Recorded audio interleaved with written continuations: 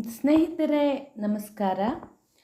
ಸಂಪೂರ್ಣ ಮಹಾಭಾರತದ ಕಥೆಗಳ ಧ್ವನಿಸುರುಳಿಯಲ್ಲಿ ಇಂದಿನ ವಿಷಯ ರಣರಂಗ ಪ್ರವೇಶ. ಸ್ನೇಹಿತರೆ, ನೀವು ನನ್ನ ಯೂಟ್ಯೂಬ್ ಚಾನಲ್ ಸಬ್ಸ್ಕ್ರೈಬ್ ಮಾಡಿಕೊಳ್ಳಿ ಹಾಗೂ ನಿಮ್ಮ ಸ್ನೇಹಿತರೊಂದಿಗೂ ಹಂಚಿಕೊಳ್ಳಿ. ಭರತಕುಲ ಪ್ರದೀಪನು ಹೆಂಗಳೆಯರು ವೀಕ್ಷಿಸುತ್ತಿದ್ದಂತೆಯೇ ರಥವನ್ನು ಏರಿದನು. ಉತ್ತರನು ಬಿಲ್ಲು ಬಾಣ ಸಹಿತ ನಾರೀ ಸಮೂಹಕ್ಕೆ ಓರೆ ನೋಟವನ್ನು ಬೀರಿ ಜಂಬದ ಕೋಳಿಯಂತೆ ಮಣಿಮಯ ರಥಾರೂಢನಾದನು. ಅವನ ಮುಖದಲ್ಲಿ ಮಂದಹಾಸ ಮಿನುಗಿತು. ನಾರಿಯರು ಆರತಿಯನ್ನು ಎತ್ತಿದರು. ಅರ್ಜುನನು ರಥವನ್ನು ಏರಿ ಅಶ್ವಗಳನ್ನು ಚಪ್ಪರಿಸಿದುದೇ ತಡ ಸ್ಯಂದನವು ವಾಯುವೇಗದಿಂದ ಧಾವಿಸಿತು. ಇವನ ಹಿಂದಿರ್ದ ಚತುರಂಗ ಬಲಕ್ಕೆ ಧನಂಜಯನನ್ನು ಅನುಸರಿಸಲು ಸಾಧ್ಯವಾಗಲಿಲ್ಲ.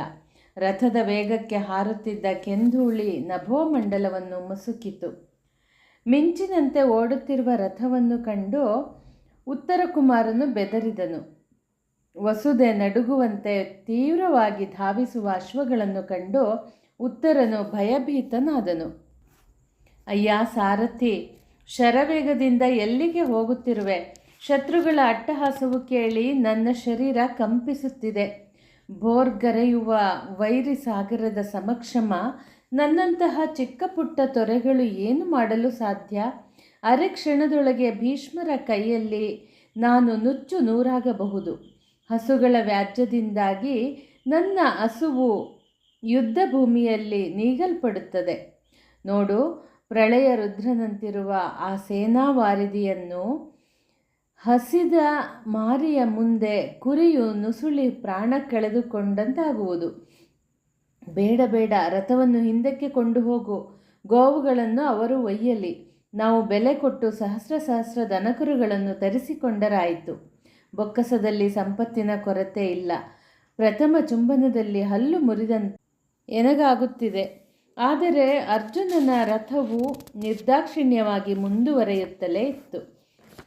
ಸಾರಥಿ, ಎಷ್ಟು ಬೇಡಿಕೊಂಡರೂ ರಥವನ್ನೇಕೆ ಕೊಂಡೊಯ್ದು ಗಂಟಲನ್ನು ಕೊಯ್ಯುತ್ತಿರುವೆ? ನಿನಗೆ ಅನ್ನವನ್ನಿತ್ತೇನೋ ಎನ್ನುವ ಗೌರವ ಅಭಿಮಾನದಿಂದಲಾದರೂ ಈ ನುಡಿಗಳಿಗೆ ಬೆಲೆಯನ್ನು ಕೊಟ್ಟು ರಾಜಧಾನಿಗೆ ಹಿಂದೆ ತಿರುಗಿಸು. ರಣಶಿಕ್ಷಣ ಶೂನ್ಯನಾದ ನನ್ನನ್ನು ಬಲಿ ಕೊಡಬೇಡ ಎಂದನು. ಉತ್ತರನು ವಿಲಪಿಸಿ ಕಣ್ಣೀರಿಡುವುದನ್ನು ನೋಡಿ ಅರ್ಜುನನು ನಗುತ್ತಾ ರಥವನ್ನು ಮತ್ತು ಮುಂದೆ ಕೊಂಡು ಹೋದನು. ಸಾರಥಿಯೊಡನೆ ಸಲ್ಲಿಸಿದ ಪ್ರಾರ್ಥನೆಯು ಫಲಪ್ರದವಾಗಲಿಲ್ಲ. ಆದ್ದರಿಂದ ಉತ್ತರನು ಮೆಲ್ಲನೆ ರಥದ ಹಿಂದಕ್ಕೆ ಸರಿದು ಅಲ್ಲಿಂದ ಕೆಳ ಧುಮುಕಿ ಬಿಟ್ಟ ಮಂಡೆಯಲ್ಲಿ ಓಡಲು ಪ್ರಾರಂಭಿಸಿದನು. ಕೆದರಿದ ಕೇಶರಾಶಿಯುಳ್ಳವನಾಗಿ ಒಂದೇ ವೇಗದಿಂದ ಹಿಂದೆ ಓಡುತ್ತಿರುವ ಆ ವಿರಾಟ ಪುತ್ರನನ್ನು ಹಿಡಿದೆಳೆದು ಪುನಃ ರಥವನ್ನೇರಿಸಿದನು. ಆ ದೃಶ್ಯವನ್ನು ದೂರದಿಂದ ನೋಡಿದ ಕೌರವರು ನಗೆಯ ಕಡಲಲ್ಲಿ ತೇಲಾಡಿದರು. ಧನಂಜಯನು ಗಂಭೀರ ವದನನಾಗಿ ಉತ್ತರನನ್ನು ಎಚ್ಚರಿಸಿದನು. ಎಲೆ ಅಂಜುಬುರಕ, ಹೆಂಗಳೆಯರ ಸಮಕ್ಷಮದಲ್ಲಿ ತೋರಿದ ಹೆಗ್ಗಳಿಕೆ ಎಲ್ಲಿ ಮಾಯವಾಯಿತು? ಯಾಕೆ ಈಗ ಹೆದರಿ ಹಣ್ಣಾದೆ? ನೀನು ಅಪ್ಪಣೆ ಕೊಡಿಸಿದಂತೆ ನಾವು ಹಸ್ತಿನಾಪುರದ ಅರಸುಗಳ ಸಂಹಾರಕ್ಕೆ ಹೊರಟಿದ್ದೇವೆ. ಯುದ್ಧ ಆರಂಭಿಸುವ ಮೊದಲೇ ಕೈಕಾಲುಗಳು ನಡುಗಿದರೆ ವೈರಿಗಳು ನಗದಿರಲಾರರು. ಶತ್ರುಗಳ ಕಿವಿಯ ಓಲೆಯನ್ನು ತರುತ್ತೇನೆ ಎಂಬ ಹೆಗ್ಗಳಿಕೆಯ ಮಾತುಗಳು ಮರೆಯಿತೆ. ನಾವು ಗೋವುಗಳನ್ನು ಗೆದ್ದು ಹೋಗಬೇಕಲ್ಲದೆ ಹೀಗೆಯೇ ಊರಿಗೆ ಹೋಗಲಾಗುವುದಿಲ್ಲ. ಕ್ಷತ್ರಿಯನಿಗೆ ಪಲಾಯನವು ಧರ್ಮವಲ್ಲ. ಹೆದರಿ ಓಡುವುದಕ್ಕಿಂತ ರಣದಲ್ಲಿ ಸಾಯುವುದೇ ಲೇಸು ಎಂದನು. ಕೌರವನ ಪಕ್ಷದ ಅವರು ಇನ್ನೊಮ್ಮೆ ವಿರಾಟನ ಸೈನ್ಯದ ಕಡೆಗೆ ದೃಷ್ಟಿ ಹಾಯಿಸಿದರು. ಅವರು ತಮ್ಮೊಳಗೆ ಸಂಭಾಷಣೆಯಲ್ಲಿ ನಿರತರಾಗಿ, ಸಾರಥಿಯ ಸ್ಥಾನದಲ್ಲಿ ಇರುವವನು ಯಾರು? ಬೂದಿ ಮುಚ್ಚಿದ ಕೆಂಡದಂತಿದ್ದಾನೆ. ಅರೆ ಹೆಣ್ಣು ಅರೆ ಗಂಡು ಇದ್ದಂತೆ ಭಾಸವಾಗುತ್ತಿದೆ. ಪಾರ್ಥನಿಗೆ ಹೆಣ್ಣು ವೇಷವನ್ನು ಹಾಕಿರಬಹುದು. ಅರ್ಜುನನದ್ದೇ ತಲೆ, ಕತ್ತು, ಭುಜ, ತೋಳು ಮತ್ತು ಗಾಂಭೀರ್ಯ. ರಥಿಕನನ್ನು ಬೆನ್ನಟ್ಟಿ ಪುನಃ ರಥವನ್ನೇರಿಸಿ ತಾನು ಸ್ವತಃ ರಥಿಕನಾಗಿ ಬರುವುದಿದ್ದರೆ ಇವನು ಯಾರು ಇರಬಹುದು? ಇತ್ತ ಅರ್ಜುನನು ಉತ್ತರನ ಜುಟ್ಟನ್ನು ಹಿಡಿದು ಗದರಿಸಿದನು. ಉತ್ತರ, ಇನ್ನು ಎಲ್ಲಿಯಾದರೂ ಹಿಂದಡಿ ಇಟ್ಟರೆ ನಿನ್ನ ತಲೆಯನ್ನು ಕತ್ತರಿಸಿ ಬಿಸಾಡುವೆ. ಹೆಣ್ಣು ಮಕ್ಕಳ ಮುಂದೆ ತೋರಿದ ಜಂಬ ಎಲ್ಲಿ ಅದೃಶ್ಯವಾಯಿತು? ಅಳ್ಳೆದೆಯಿಂದ ಕಾಲಿಗೆ ಬುದ್ಧಿ ಹೇಳಲು ನಾಚಿಕೆಯಾಗುವುದಿಲ್ಲವೇ? ನೀನು ಮುಖದಲ್ಲಿ ಹೊತ್ತಿರುವುದು ಮೀಸೆಯಷ್ಟೇ. ಉತ್ತರನು ನಡುಗುತ್ತಾ, ಸಾಕು ಸಾಕು ಸಾರಥಿ, ರಥವನ್ನು ಮುಂದಕ್ಕೆ ಒಯ್ಯಬೇಡ. ವೈರಿಗಳ ಮಧ್ಯದಲ್ಲಿ ನನ್ನ ಗಂಟಲನ್ನು ಕೊಯ್ಯಬೇಡ. ನಿನ್ನ ಅಪ್ಪಣೆಯಂತೆ ನಡೆದುಕೊಳ್ಳುತ್ತೇನೆ ಎಂದು ಕಾಲಿಗೆ ಬಿದ್ದನು. ಭಯಭರಿತನಾದ ಉತ್ತರನ ಚೈತನ್ಯ ಸಂಪೂರ್ಣ ನಷ್ಟವಾಗಿತ್ತು. ಪಾರ್ಥನು ಬೆವರಿ ಹೋದ ವಿರಾಟ ಕುಮಾರನನ್ನು ನೋಡಿದನು. ಇನ್ನೇನು ಹೇಡಿಯಂತೆ ನುಡಿದರೆ ನಿನ್ನ ನಾಲಿಗೆಯನ್ನು ಖಡ್ಗದಿಂದ ಕೊಯ್ಯುತ್ತೇನೆ. ರಥಿಕನಾಗಿ ಶತ್ರುಗಳನ್ನು ಎದುರಿಸಲು ಅಸಾಧ್ಯವಾದರೆ ನನಗೆ ಸಾರಥ್ಯವನ್ನು ಮಾಡು. ನಾನೇ ಕೌರವರಲ್ಲಿ ಕದನವನ್ನು ಕೊಟ್ಟು ಅಖಿಲ ಗೋ ಸಮೂಹವನ್ನು ಹಿಂದೆ ತರುತ್ತೇನೆ. ನನ್ನ ಶಕ್ತಿ ಶೌರ್ಯಗಳನ್ನು ರಣಕಣದಲ್ಲಿ ನೋಡು. ನಿರುಪಾಯನಾದ ಉತ್ತರನು ಅರ್ಜುನನ ಆಜ್ಞೆಯಂತೆ ಮಾಡುತ್ತೇನೆ ಎಂದು ವಾಗ್ದಾನವನ್ನಿತ್ತನು. ಮುಂದಿನ ವಿಷಯ ಶಸ್ತ್ರಾಸ್ತ್ರ ಸ್ವೀಕಾರ. ಅರ್ಜುನನು ಸ್ಯಂದನವನ್ನು ಕ್ಷಮೀವೃಕ್ಷದ ಕಡೆಗೆ ಒಯ್ದನು. ಪಾಂಡವರು ಅಜ್ಞಾತವಾಸವನ್ನು ಪ್ರಾರಂಭಿಸುವ ಮೊದಲು ಶಸ್ತ್ರಾಸ್ತ್ರಗಳನ್ನು ಹೆಣದೋಪಾದಿಯಲ್ಲಿ ವೃಕ್ಷದ ಮೇಲೆ ಕಟ್ಟಿಟ್ಟ ಸ್ಥಳ ಅದಾಗಿತ್ತು. ಪಾರ್ಥನು ಉತ್ತರನನ್ನು ಉದ್ದೇಶಿಸಿ, ಕುಮಾರ, ಕಣ್ಣೆದುರಿಗೆ ಕಾಣುವ ಈ ತರುವನ್ನು ಏರಿಕೊ. ಇಲ್ಲಿ ಪಾಂಡವರು ದಿವ್ಯವಾದ ಧನುಷ ರಾವಳಿಗಳನ್ನು ಕಟ್ಟಿಟ್ಟಿದ್ದಾರೆ. ಅವುಗಳನ್ನು ಇಲ್ಲಿಗೆ ತಾ ಎಂದು ಆಜ್ಞಾಪಿಸಿದನು. ಉತ್ತರನು, ಬೃಹನ್ನಳೆ, ಇದೇನು ಹೇಳುತ್ತಿರುವೆ? ಜನಜನಿತವಾಗಿರುವ ಪ್ರಕಾರ ಹೆಣವೊಂದನ್ನು ಯಾರೋ ಇಲ್ಲಿ ತೂಗು ಹಾಕಿದ್ದಾರೆ. ಅದನ್ನು ನಾನು ಸ್ಪರ್ಶಿಸಿದರೆ ಮೈ ಅಶುದ್ಧವಾಗಬಹುದು. ಪಾರ್ಥನು ನಸುನಕ್ಕು, ರಾಜಪುತ್ರ, ಈ ಊರಿನ ಅರಸನ ಮಗನಿಂದ ಮೃತ ಶರೀರವನ್ನು ಮುಟ್ಟಿಸಬಾರದೆಂಬ ಪ್ರಜ್ಞೆ ಖಂಡಿತ ನನಗಿದೆ. ಅಲ್ಲಿರುವ ಬಿಲ್ಲು ಬಾಣಗಳನ್ನು ಇನ್ನೊಬ್ಬನು ತೆಗೆಯಬಾರದು ಎನ್ನುವ ಉದ್ದೇಶದಿಂದ ಪಾರ್ಥಿವ ಶರೀರದ ರೂಪದಲ್ಲಿ ಭಯಾನಕವಾಗುವಂತೆ ನಮ್ಮಿಂದ ಬಂಧಿಸಲ್ಪಟ್ಟಿದೆಯಷ್ಟೇ. ಅರ್ಜುನನ ಅಣತಿಯಂತೆ ವೃಕ್ಷವನ್ನೇರಿ ಕವಲೊಡೆದಿರುವ ರೆಂಬೆಯ ಮಧ್ಯದಲ್ಲಿ ನಿಂತು ಗೆಲ್ಲಿನ ತುದಿಯಲ್ಲಿರುವ ಬಿಲ್ಲು ಬಾಣಗಳ ಹೊರೆಯನ್ನು ಜಾಗ್ರತೆಯಿಂದ ಕೆಳಗಿಳಿಸಿ ಕಟ್ಟಿದ ಹಗ್ಗವನ್ನು ನಿಧಾನವಾಗಿ ಬಿಚ್ಚಿದನು. ರವಿಯ ತೇಜಸ್ಸಿಗೆ ಸಮಾನವಾದ ಗಾಂಡೀವ, ಧನಸ್ಸು ಮತ್ತು ಇತರ 4 ಬಿಲ್ಲುಗಳಿದ್ದವು. ಏಕಕಾಲದಲ್ಲಿ ಸೂರ್ಯ, ಚಂದ್ರ, ಶುಕ್ರಾದಿಗಳು ಉದಯಿಸಿದರೆ ತೋರುವ ಪ್ರಕಾಶದಂತೆ ಅವುಗಳು ಶೋಭಿಸಿದವು. ಬುಸುಗುಟ್ಟುವ ವಾಸುಕಿಯಂತೆ ಇರುವ ಮಹಾಧನಸ್ಸನ್ನು ನೋಡಿ ರಾಜಪುತ್ರನು ರೋಮಾಂಚಿತನಾದನು. ಭಯೋದ್ವಿಗ್ನನಾಗಿ ಶರೀರ ನಡುಗಲು ಪ್ರಾರಂಭವಾಯಿತು. ಕೂದಲು ನಿಮಿರಿ ಭೀತನಾಗಿ ಪಾರ್ಥನನ್ನು ಪ್ರಶ್ನಿಸಿದನು. ಬೃಹನ್ನಳೆ, ಈ ಧನಸ್ಸಿನಲ್ಲಿ ಸ್ವರ್ಣ ಬಣ್ಣದ 100 ಹೂಗಳು ಅರಳಿದಂತಿದೆ. ಥಳಥಳಿಸುವ ಹೊನ್ನಿನ ಈ ಮಹಾಧನಸ್ಸು ಯಾವ ಪುಣ್ಯಾತ್ಮನದ್ದಿರಬಹುದು? ಬತ್ತಳಿಕೆಯಲ್ಲಿ ಹುಲಿಗಳ ಚಿಹ್ನೆಗಳಿವೆ. ಇನ್ನೊಂದು ಬತ್ತಳಿಕೆಯಲ್ಲಿ 700 ಬಾಣಗಳಿವೆ. ಸುವರ್ಣಮಯವಾದ ರೆಕ್ಕೆಗಳಿರುವ ಶರಗಳಿವೆ. ವಿವಿಧ ಕಲಾಕೃತಿಯನ್ನು ಹೊಂದಿರುವ ಕಣೆಗಳಿವೆ. ಅಮೋಘವಾದ ಖಡ್ಗ, ಕತ್ತಿ, ಕಠಾರಿ, ಗದೆಗಳು ಇವೆ.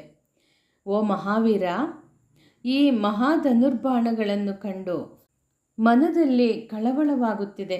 ನಾನು ಭಯಗ್ರಸ್ತನಾಗಿದ್ದೇನೆ.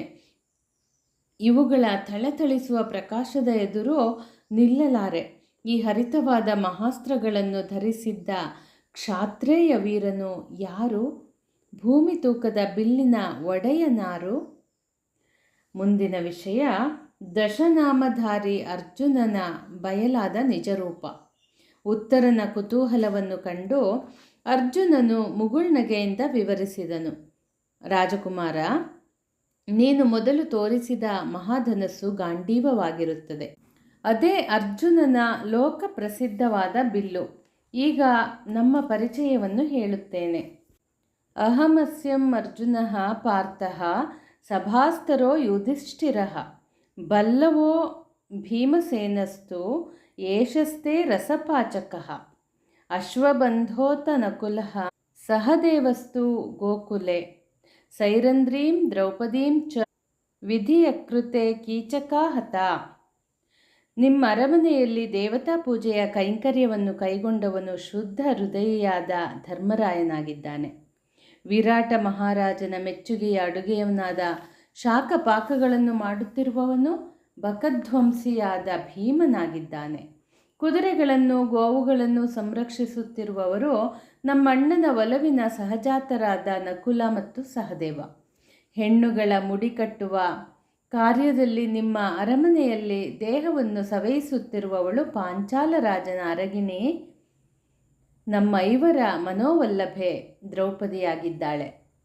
ಆ ಮಹಾಪತಿವ್ರತೆಯ ಕ್ರೋಧಾಗ್ನಿಗೆ ಬಿದ್ದ ಪತಂಗದ ಹಾಗೆ ಭೀಮನ ಕೈಯಿಂದ ನೀಚನಾದ ಕೀಚಕನು ಸಾಯಬೇಕಾಯಿತು. ಉತ್ತರನಿಗೆ ಪರಮಾಶ್ಚರ್ಯವಾಯಿತು. ಅರಿವಿಲ್ಲದೆ ಅವನ 2 ಹಸ್ತಗಳು ಒಂದಾಗಿ ದೊಪ್ಪನೆ ಪಾರ್ಥನ ಕಾಲುಗಳಿಗೆ ಮಣಿದವು. ತ್ರಿಲೋಕ ವಿಜಯಿಯಾದ ಪಾರ್ಥ, ನಿನ್ನನ್ನು ಸಮೀಪದಿಂದ ಸಂಧಿಸುವ ಪುಣ್ಯ ನನಗೆ ಲಭಿಸಿದ್ದಕ್ಕೆ ಭಗವಂತನನ್ನು ವಂದಿಸುತ್ತೇನೆ. ಅರಿಯದೆ ಆಡಿದ್ದುದಕ್ಕಾಗಿ ಪಶ್ಚಾತ್ತಾಪವಾಗುತ್ತಿದೆ. ಹೃದಯ ವೈಶಾಲ್ಯತೆಯಿಂದ ನನ್ನನ್ನು ಕ್ಷಮಿಸು. ನಿನಗೆ ದಶನಾಮಗಳಿರುವುದು ಜನಜನಿತವಾಗಿದೆ. ಜಗದೇಕ ವೀರನಾದ ನಿನಗೆ ಶಿಖಂಡಿತ್ವ ಹೇಗೆ ಪ್ರಾಪ್ತಿಯಾಯಿತು? ನನ್ನ ಬಾಲಭಾಷೆಯ ಪ್ರಶ್ನೆಗಳಿಗೆ ಉತ್ತರಿಸಲು ವಿನಂತಿಸುತ್ತೇನೆ. ಉತ್ತರ: ನಾನು ಷಂಡನಲ್ಲ. ದೇವಲೋಕದಲ್ಲಿ ಊರ್ವಶಿಯಿಂದ 1 ಸಂವತ್ಸರ ಶಿಖಂಡಿಯಾಗಿ ಉಳಿಯುವ ಶಾಪ ಪ್ರಾಪ್ತವಾಗಿದೆ. ಅದರ ಸದುಪಯೋಗವನ್ನು ಪಡೆದು ನಿಮ್ಮಲ್ಲಿ ಅಜ್ಞಾತವಾಗಿರುವಾಗ ನಿಜರೂಪ ಮರೆಮಾಡಲು ಉಪಯೋಗಿಸಿಕೊಂಡೆ. ನಮ್ಮ ಧರ್ಮಕ್ಕೆ ಕಟ್ಟುಬಿದ್ದು ನಾವೈವರು ದ್ರೌಪದಿ ಸಹಿತ ಅಪ್ರಕಟಿತರಾಗಿ ಬಾಳಬೇಕಾಗಿದೆ. ವ್ರತದ ಅವಧಿ ಮುಗಿಯಿತು. ಸಂವತ್ಸರವು ಪೂರ್ತಿಗೊಂಡಿದ್ದರಿಂದ ಇನ್ನು ನಾವು ಪ್ರಕಟವಾಗಬಹುದು. ನಾನು ಸಮರ್ಥನಾದ ಸಾರಥಿಯಾಗಿಯೂ ಕಾರ್ಯನಿರ್ವಹಿಸಬಲ್ಲೆ. ನಮ್ಮ ಈ ರಥಕ್ಕೆ ಬಂಧಿಸಲ್ಪಟ್ಟ ಅಶ್ವವು ಸುಗ್ರೀವ ಕುದುರೆಗೆ ಸಮವಾಗಿದೆ. ವಾಮಭಾಗದಲ್ಲಿ ಮೇಘಪುಷ್ಪವೆಂಬ ಅಶ್ವವಿದೆ. ನನ್ನ ದಶನಾಮಗಳನ್ನು ಕೇಳಲು ಇಚ್ಛಿಸಿರುವೆ. ಆದ್ದರಿಂದ ಏಕಾಗ್ರಚಿತ್ತನಾಗಿ ಕೇಳು.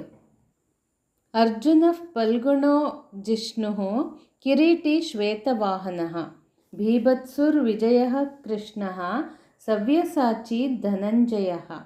ಅರ್ಜುನ, ಫಲ್ಗುಣ, ಜಿಷ್ಣು, ಕಿರೀಟಿ, ಶ್ವೇತವಾಹನ, ಭೀಭತ್ಸು, ವಿಜಯ, ಕೃಷ್ಣ, ಸವ್ಯಸಾಚಿ, ಧನಂಜಯ ಈ ದಶನಾಮಗಳು ಅರ್ಜುನ, ಫಲ್ಗುಣೋ, ಪಾರ್ಥ ಎಂಬುದಾಗಿಯೂ ಇದೆ. ಭೂಮಿಂಜಯ ಈ 10 ಹೆಸರುಗಳ ವೈಶಿಷ್ಟ್ಯತೆ ಹೀಗಿರುತ್ತದೆ. ಅರ್ಜುನ ಎಂಬ ಹೆಸರಿನ ವೈಶಿಷ್ಟ್ಯ ವಕ್ರವಿಲ್ಲದ ನೇರವಾದ ಶುದ್ಧ ನಡತೆ, ಅನುರೂಪವಾದ ಶರೀರ, ಕಾಂತಿಯುಳ್ಳವನಾದುದರಿಂದ ಅರ್ಜುನ. ಫಲ್ಗುಣ ಅಂದರೆ ಹಿಮವತ್ ಪರ್ವತದ ತಪ್ಪಲಲ್ಲಿ ಉತ್ತರ ಫಲ್ಗುನಿ ನಕ್ಷತ್ರದ ಹಗಲು ಸಮಯದಲ್ಲಿ ತಾಯಿ ಪ್ರಸವಿಸಿದುದರಿಂದ ಫಲ್ಗುಣ. ಜಿಷ್ಣು ಅಂದರೆ ದೇವ ಮಾನವರಲ್ಲಿ ಪ್ರತಿಯೊಬ್ಬರಲ್ಲಿಯೂ ಯುದ್ಧವನ್ನು ಮಾಡಲು ಶಕ್ತನಾದುದರಿಂದಲೇ ಜಿಷ್ಣು. ಕಿರೀಟಿ ಅಂದರೆ ನಿವಾತ ಕವಚರನ್ನು ಕೊಂದು ದೇವಲೋಕದಲ್ಲಿ ಇಂದ್ರನ ಅಪೇಕ್ಷೆಯಂತೆ ಸಿಂಹವಿಷ್ಟರದಲ್ಲಿ ಇಂದ್ರನ ಕಿರೀಟವನ್ನು ಧರಿಸಿ ಆಸೀನನಾದುದರಿಂದ ಕಿರೀಟಿ. ಶ್ವೇತವಾಹನ ಎಂಬ ಹೆಸರಿಗೆ ಬಿಳಿಯ ಕುದುರೆಗಳು ರಥಕ್ಕೆ ಕಟ್ಟಲ್ಪಡುವುದರಿಂದ ಶ್ವೇತವಾಹನ. ಭೀಭತ್ಸು ಎಂಬ ಹೆಸರಿಗೆ ವೈರಿಗಳಿಗೆ ಭಯಾನಕವಾಗಿಯೂ ಹೇಯವಾದ ಮತ್ತು ಕ್ರೂರವಾದ ಕರ್ಮಗಳನ್ನು ಮಾಡದೆ ಇರುವುದರಿಂದ ಭೀಭತ್ಸು. ವಿಜಯ ಅಂದರೆ 3 ಲೋಕಗಳಲ್ಲಿ ನಡೆದ ಎಲ್ಲ ಯುದ್ಧಗಳಲ್ಲಿ ಜಯವನ್ನು ಗಳಿಸಿದುದರಿಂದ ವಿಜಯ. ಕೃಷ್ಣ ಅಂದರೆ ಕೋಮಲವಾದ ಶರೀರ, ಕಾಂತಿಯಿಂದ ಸಕಲರನ್ನು ಆಕರ್ಷಿಸುವುದರಿಂದ ಕೃಷ್ಣ. ಸವ್ಯಸಾಚಿ ಅಂದರೆ 2 ಕೈಗಳಿಂದ ಬಾಣ ಪ್ರಯೋಗ ಮಾಡಲು ಶಕ್ತನಾದುದರಿಂದ ಸವ್ಯಸಾಚಿ. ಧನಂಜಯ ಎಂಬ ಹೆಸರಿಗೆ ಯುದ್ಧೋನ್ಮತ್ತರಾದ ರಾಜರನ್ನು ಕದನ ರಂಗದಲ್ಲಿ ಗೆದ್ದು ಯುಧಿಷ್ಠಿರನ ಬೊಕ್ಕಸವನ್ನು ಕಪ್ಪ ಕಾಣಿಕೆಗಳಿಂದ ತುಂಬಿಸುತ್ತಿರುವುದರಿಂದ ಧನಂಜಯ: ರಾಜಕುಮಾರ, ಇನ್ನು ಯಾವ ಸಂಭಾಷಣೆಗೂ ಸಮಯವಿಲ್ಲ. ಯುದ್ಧಾಕಾಂಕ್ಷಿಗಳಾಗಿರುವ ಕೌರವರನ್ನು ಹಿಮ್ಮೆಟ್ಟಿಸಬೇಕಾಗಿದೆ. ಉತ್ಸಾಹದಿಂದ ಕುಣಿದಾಡುತ್ತಿರುವ ಈ ಕುದುರೆಗಳ ವಾಘೆಯನ್ನು ಹಿಡಿ. ನಿನ್ನ ಸಮಕ್ಷಮದಲ್ಲಿಯೇ ಕೌರವ ಸೇನೆಯನ್ನು ಧೂಳೀಪಟ ಮಾಡುವೆ. ಮುಂದಿನ ವಿಷಯ ಯುದ್ಧ ಕಹಳೆ. ಆನಂತರ ಧನಂಜಯನು ಕೈಗಳಿಗೆ ತೊಟ್ಟುಕೊಂಡಿದ್ದ ಬಳೆಗಳನ್ನು ತೆಗೆದು ಬಿಸಾಡಿದನು. ಕೇಶರಾಶಿಯನ್ನು ಶ್ವೇತವಸ್ತ್ರದಿಂದ ಕಟ್ಟಿಕೊಂಡನು. ಸವ್ಯಸಾಚಿಯು ಗಾಂಡೀವವನ್ನು ಹೆದೆಗೇರಿಸಿ ಧನುಷ್ಠೇಂಕಾರವನ್ನು ಮಾಡಿದನು. ಪರ್ವತಗಳ ಘರ್ಷಣೆಯಾದರೆ ಹೇಗೆ ಕರ್ಣ ಕಠೋರವಾದ ಮಹಾಧ್ವನಿ ಉಂಟಾಗಬಹುದೋ ಅಂತಹ ಶಬ್ದ ಉಂಟಾಯಿತು. ಮಾರುತನು ಬಲವಾಗಿ ಬೀಸಲಾರಂಭಿಸಿದನು. ನಿಂತಿದ್ದ ನೆಲ ಅದುರಿತು. ಅರ್ಜುನನು ಕ್ಷಮೀ ವೃಕ್ಷಕ್ಕೆ ಪ್ರದಕ್ಷಿಣೆಯನ್ನು ಮಾಡಿ ಭಕ್ತಿಯಿಂದ ಪ್ರಣಾಮಗಳನ್ನು ಗೈದು ಸಮರ ಕಣದಲ್ಲಿ ವೈರಿಗಳ ಪ್ರಾಣ ಹಿಂಗುವ ದಿವ್ಯಾಸ್ತ್ರಗಳನ್ನು ಸ್ವೀಕರಿಸಿದನು. ಸಿಂಹಧ್ವಜವನ್ನು ಕೆಳಗಿಳಿಸಿ ಸ್ಯಂದನಲ್ಲಿ ಕಪಿಧ್ವಜವನ್ನು ಅರಳಿಸಿದನು. ಬಿಲ್ಲು ಬಾಣಗಳನ್ನು ಕೈಗೆತ್ತಿಕೊಂಡು ಮದದಾನೆಯು ವನದಲ್ಲಿ ಗರ್ಜಿಸುವಂತೆ ದುರಧೀರನಾದ ಪಾರ್ಥನು ಹೂಂಕಾರಗೈದನು. ಅರ್ಜುನನ ನಿಜವೇಷವನ್ನು ದಿಟ್ಟಿಸಿ ಧೈರ್ಯ ಹೊಂದಿದ ವಿರಾಟ ಸುಕುಮಾರನು ರಥದ ವಾಗೆಯನ್ನು ಕೈಗೆತ್ತಿಕೊಂಡರೂ ಹೃದಯ ಒಮ್ಮಿಂದೊಮ್ಮೆಗೆ ಕಂಪಿಸುತ್ತಿತ್ತು. ಉತ್ತರ ಕುಮಾರ, ಅಂಜದಿರು, ಅಳುಕದಿರು. ಧ್ವಜದಲ್ಲಿ ವಜ್ರಕಾಯನಾದ ಆಂಜನೇಯನಿದ್ದಾನೆ. ಕ್ಷತ್ರಿಯನಾದ ನಿನಗೆ ಯುದ್ಧವು ಹೊಸದೇನಲ್ಲ. ಆನೆಗಳ ಘೀಳು, ಕುದುರೆಗಳ ಕಾಲಸಪ್ಪಳ, ವೈರಿಗಳ ಕೋಲಾಹಲ, ರಥಿಕರ ಶಂಖಧ್ವನಿ ಅಪರಿಚಿತವಾದುದೇನೂ ಅಲ್ಲ. ಮುನ್ನಡೆಸು. ಪಾರ್ಥ, ನೀನು ಮೊಳಗಿದ ಶಂಖದ ಧ್ವನಿ ಹಿಂದೆಂದೂ ಕೇಳಲಿಲ್ಲ. ಗಾಂಡೀವ ಧನುಸ್ಸಿನ ಸದ್ದು ಎಂತಹ ವೈರಿಯ ಹೃದಯವನ್ನು ಜರ್ಜರಿತವಾಗಿ ಮಾಡಬಲ್ಲದು. ನಾನು ಕೂಡ ಕಂಗೆಟ್ಟಿದ್ದೇನೆ. ಜಿಂಕೆಯೊಂದನ್ನು ಹುಲಿಗಳ ಮಧ್ಯದಲ್ಲಿ ಬಿಟ್ಟಂತೆ ನನ್ನ ಸ್ಥಿತಿಯಾಗಿದೆ. ಮನಸ್ಸು ಕಳವಳವಾಗುತ್ತಿದೆ. ಧೈರ್ಯ ಸಾಕಾಗುವುದಿಲ್ಲ. ಅಬ್ಬಬ್ಬಾ, ದಿಕ್ಕುಗಳೇ ಗೋಚರಿಸುವುದಿಲ್ಲ ಎಂದನು. ಉತ್ತರ ಕುಮಾರ, ನಿನ್ನೂ ಸಂಭಾಷಣೆಗೆ ವ್ಯವಧಾನವಿಲ್ಲ. ಕಡಿವಾಣವನ್ನು ಬಲವಾಗಿ ಹಿಡಿದು ಕುದುರೆಗಳನ್ನು ಚಪ್ಪರಿಸಿ ವೈರಿ ಮಧ್ಯಕ್ಕೆ ಮುನ್ನುಗ್ಗು.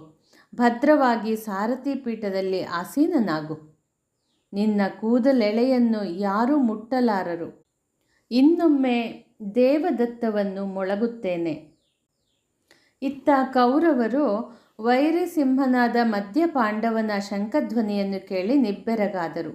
ರಥದಲ್ಲಿ ಆಂಜನೇಯ ಧ್ವಜ, ಕೈಯಲ್ಲಿ ದೇವದತ್ತ, ಗಾಂಡೀವದ ಠೇಂಕಾರದೊಂದಿಗೆ ಪಾರ್ಥನು ಪ್ರತ್ಯಕ್ಷನಾದುದಕ್ಕಾಗಿ ಭಯವೂ ಸಂತೋಷವೂ ಕೌರವರಿಗೆ ಏಕಕಾಲದಲ್ಲಿ ಮೂಡಿಬಂತು.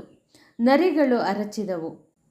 ಸೂರ್ಯ ಪ್ರಭೆಯೆದುರು ಮಿಂಚು ಹುಳುವು ಪ್ರಕಾಶವನ್ನು ಕಳೆದುಕೊಳ್ಳುವಂತೆ ಕೌರವನ ಪಕ್ಷದವರ ಮೈಬಲ ಕುಗ್ಗಿತು. ಮುಖಗಳು ಕಂದಿದವು. ನೈತಿಕತೆಯ ಅಧಃಪತನವಾಯಿತು. ಭೀಷ್ಮ ದ್ರೋಣರು ಮೂಗಿನ ಮೇಲೆ ಬೆರಳಿಟ್ಟರು.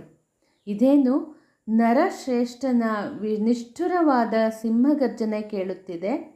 ದುರದಲ್ಲಿ ವಿಜಯವನ್ನು ಹೊಂದುವ ದೇವದತ್ತದ ದೇಕ್ಕಾಳವಿದೆ. ಗಾಂಡೀವದ ವೀರಧ್ವನಿ ಇದೆ. ತುರುಗಗಳ ಸ್ಫೂರ್ತಿಯುತ ಸಪ್ಪಳ ಕೇಳಿಸುತ್ತಿದೆ. ಸಾಹಸಿಯಾಗಿರುವ ಕೌಂತೆಯನು ಸಂಗರಕ್ಕೆ ಸ್ವತಃ ಆಗಮಿಸುತ್ತಿದ್ದಾನೆ. ಕೌರವನಿಗೆ ದ್ರೋಣ ಭೀಷ್ಮರ ಮನೋಭಾವದ ಅರಿವಾಯಿತು. ನಮ್ಮ ಬಲವನ್ನು ಬೆದರಿಸಿ ಹಗೆಯ ಭುಜಬಲವನ್ನು ಹೊಗಳುವ ಕೈಂಕರ್ಯ ಸರ್ವತಾ ಸಲ್ಲದು ಎಂದು ಕೌರವನು ಅವರನ್ನು ಭಿನ್ನವಿಸಿಕೊಂಡನು. ಫಲ್ಗುಣನು ಅಥವಾ ಅವನ ತಂದೆಯಾದ ಸುರೇಂದ್ರನೇ ಬರಲಿ, ಹೆಚ್ಚೇಕೆ ಅವತಾರ ಪುರುಷನಾದ ರಾಮನಾಗಲಿ ಭಾರ್ಗವ ರಾಮನಾಗಲಿ ಖಂಡಿತ ಕದನವನ್ನೊದ್ದಿದರೆ ಗೆಲಿದುಕೊಡುತ್ತೇನೆ ಎಂದು ಕರ್ಣನು ಕ್ರುದ್ರ ಕೇಸರಿಯಂತೆ ಘರ್ಜಿಸಿದನು. ಸನಿಹದಲ್ಲಿ ಇದ್ದ ಕೃಪಾಚಾರ್ಯರು ರಾಜನನ್ನು ಎಚ್ಚರಿಸಿದರು. ಪ್ರಭು, ಪಾರ್ಥನನ್ನು ಹಗುರವಾಗಿ ಊಹಿಸಬೇಡ. ಖಾಂಡವನ ದಹನ ಹರನೊಡನೆ ಕಾಡಾಕಾಡಿ ಬವರ ನಿವಾತ ಕವಚರನ್ನು ಕೊಂದು ಸುರಪತಿಯ ಸಿಂಹಾಸನದಲ್ಲಿ ಅರ್ಧಾಸನವನ್ನು ಅಲಂಕರಿಸಿ ಕಿರೀಟಿ ಎಂಬ ಕೀರ್ತಿಯನ್ನು ಪಡೆದಿದ್ದಾನೆ. ಇವೆಲ್ಲವೂ ಜಗದೇಕ ವೀರನಾದ ಇವನಿಂದಲ್ಲದೆ ಇನ್ನಾರಿಂದ ಸಾಧ್ಯ? ಧರಿತ್ರಿಯ ವೀರ ಪುಂಗವರಿಗೆ ಪ್ರಶ್ನೆಯಾಗಿದ್ದ ಬಿಲ್ಲನ್ನು ಬಗ್ಗಿಸಿ ದ್ರೌಪದಿಯನ್ನು ಮದುವೆಯಾಗಿ ಭೂಮಿಪರ ಹೆಮ್ಮೆಯ ಮೂಗನ್ನು ಕೊಯ್ಸಿದವನು ಪಾರ್ಥನಲ್ಲವೇ? ನೀನು ಗಂಧರ್ವನ ತೋಳ ತೆಕ್ಕೆಯಲ್ಲಿ ಸೆರೆಬಿದ್ದಾಗ ಬಿಡಿಸಿದ ಮಹಾವೀರನಾರು? ಸೈಂಧವನ ಮುಡಿಯನ್ನು ಕತ್ತರಿಸಿದವರಾರು?